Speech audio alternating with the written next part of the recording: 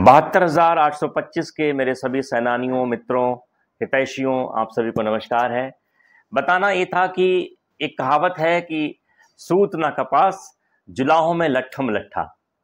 अभी फिलहाल सुनने में आ रहा है माननीय सुप्रीम कोर्ट का कोई आदेश जो कि रिस्पोंडेंट्स के लिए था, जो लोग 7 दिसंबर 2015 तक माननीय सुप्रीम कोर्ट पहुंच चुके थे, उनके लिए एडवोकेट श्री मुकुल रोहतगी साहब ने बड़ी ही अच्छी बहस के साथ माननीय न्यायालय को कन्विंस कर लिया है कि वे लोग जो 1100 में शेष बचे थे। 1100 का आदेश क्या है आपको पता ही होगा, नहीं पता है तो बतला देता हूं कि वे सभी याची जो कि 7 दिसंबर 2015 तक माननीय सुप्रीम कोर्ट में अलग अलग आईएएस के माध्यम से, रिट्स के माध्यम से वहां अपनी पैरवी कर रहे थे, लड़ाई लड़ रहे थे, उन लोगों को श्री दीपक मिश्रा साहब ने, जो कि माननीय मुख्य न्यायाधीश हुआ करते थे उस समय भारत के, एक आदेश के माध्यम से नियुक्ति के आदेश दिए थे और उन सभी को नियुक्ति मिली भी। तो चूँकि वो आदेश लगभग 1100 लोगों के लिए था, लेकिन उसमें जो अपने दस्तावेज, अपने वकीलों का वकालतनामा और सारे पेपर्स, कील कांटा दुरुस्त करने वाले लोग थे, उनकी संख्या वही 862 से 839 हुई फाइनल, जिन लोगों ने ज्वाइन किया, उसी में से मैं भी एक हूँ। तो इसलिए इस भर्ती की सभी बारीकियों को, सब चीज़ों को बड़े आराम से समझता हूँ। तो माननीय न्यायालय ने अभी उन रिस्पोंडेंट्स के लिए एक आदेश जारी किया जो 7 दिसंबर 2015 तक माननीय न्यायालय में थे और उन्हें अभी तक नियुक्ति नहीं मिली।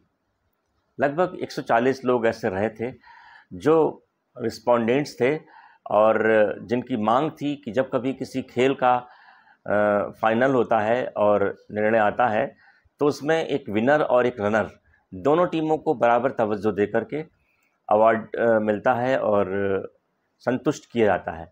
लेकिन यहाँ पर पटिशनर्स को तो लाभ दे दिया गया, लेकिन 140 रिस्पोंडेंट्स को उसका लाभ नहीं मिला, जबकि 1100 भर्तियों का आदेश माननीय न्यायालय ने किया था, जिसमें कि 839 लोगों ने ही नियुक्ति पाई।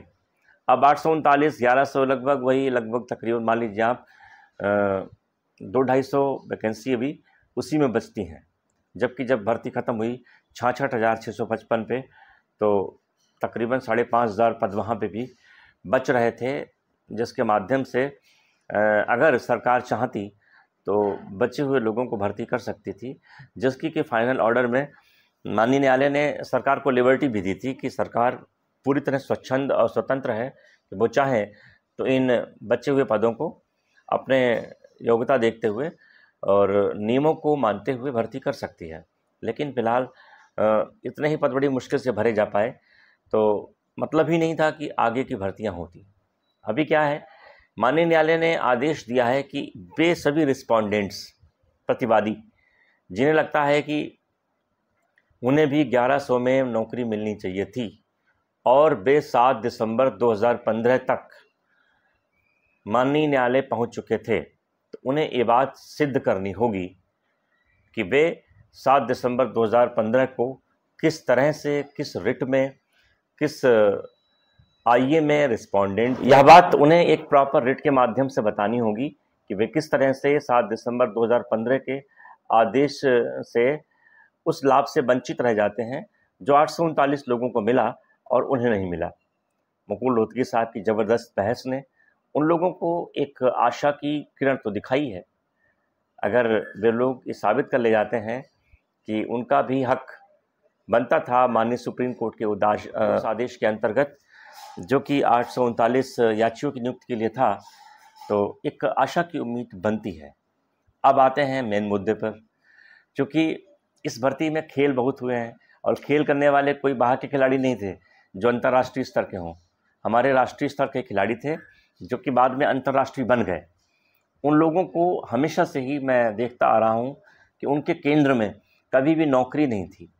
नौकरी से अधिक उनका फोकस याची बनाने पर, चंदा कमाने पर, पैसे लेने पर, लूट मचाने पर रहा है। अब सोचिए आप, 7 दिसंबर 2015 का आदेश और उनका कहना है कि उसके बाद 24 फरवरी 2016 को जो आदेश हुआ है वे लोग भी क्लेम कर सकते हैं। माननीय न्यायालय ने कहीं पे भी ये 7 दिसंबर 2015 नहीं लिखा है।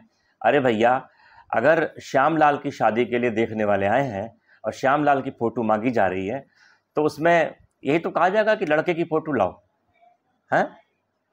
अब गुड्डू, पप्पू, झब्बू, कल्लू सब पहुंच जाए पीछे से, वो कहेंगे लड़का तो हम भी हैं यार, हमारी फ़ोटो दो, हमारी भी शादी नहीं हुई है, हम भी कुंवारे हैं, भले उनकी उम्र कितनी हो चुकी हो। और वहाँ पर जो दिखवा आए हैं वो भले श्यामलाल के हों, लेकिन वो कहें कि नहीं, ससुराल वालों ने तो कहा है कि लड़के की फ़ोटो लाओ, तो हमारी भी फ़ोटो ले जाइए और दिखाइए। तो ये तो मतलब मजाक की बात हो गई ना। बहरहाल हमारे युवा बेरोज़गार साथी जो 72,825 में अलग अलग रिट्स के माध्यम से, आईएएस के माध्यम से माननीय सुप्रीम कोर्ट तक पहुँचे थे, उनके लिए किसी भी तरह की कोई उम्मीद नहीं है। अगर कोई रिट डालने के नाम पर, याची बनाने के नाम पर आपसे 5 रुपए भी मांगता है तो मत देना। अगर देंगे तो ये आपकी अपनी लिबर्टी है, आपकी अपनी इच्छा है, आप फिर ठगे जाएंगे, आप फिर बेवकूफ़ बनेंगे। बहरहाल दुकानें सज चुकी हैं। मेरा उन भेड़ियों से भी हाथ जोड़कर अपील है कि भैया मान जाइए यार, जो लोग लड़ रहे हैं उनको लड़ने दीजिए, ये चंदा का धंधा ना बनाइए, इंसानियत पे थोड़ा भरोसा करिए, क्योंकि बड़ा पाप लगेगा। इन बेरोज़गारों का पैसा इस तरह से मत लूटिए और मत खर्च करिए कि 24 फरवरी और 13 सितंबर और 15 ये 15 वो, गलत बात है यार। बहरहाल रिजल्ट्स बहुत जल्दी सबके सामने होंगे। और हाँ, इस बात ध्यान रखिएगा, आप लोग याची तो बन रहे हैं, अभी हाल ही में माननीय हाई कोर्ट में जितने भी याची बने थे और गलत तरह की डिमांड कर रहे थे, माननीय न्यायालय ने उन पर समय खर्च करने और ख़राब करने के एवज़ में 100 रुपये का जुर्माना लगाया था। ये चूँकि अपेक्स कोर्ट है, यहाँ पर 10,000 रुपये से कम जुर्माना लगने वाला नहीं है। तो गलत आदमी के माध्यम से गलत मांग के लिए जाएंगे तो जुर्माना भी लग सकता है। जय हिंद, जय भारत। देखते रहिए लखनऊ लेज, क्योंकि हम लेकर के आते हैं सटीक जानकारियाँ, बेबाक बातचीत जो होती बिना लाग लपेट के और बिना किसी पूर्वाग्रह के। मैं किसी का खरीदा या बेचा हुआ आदमी नहीं हूँ। मैं जो भी कहूँगा सच कहूँगा। किसी को बेवकूफ़ बनाकर चंदा कमाने का धंधा अच्छा नहीं है, पाप लगता है। जय हिंद, जय भारत।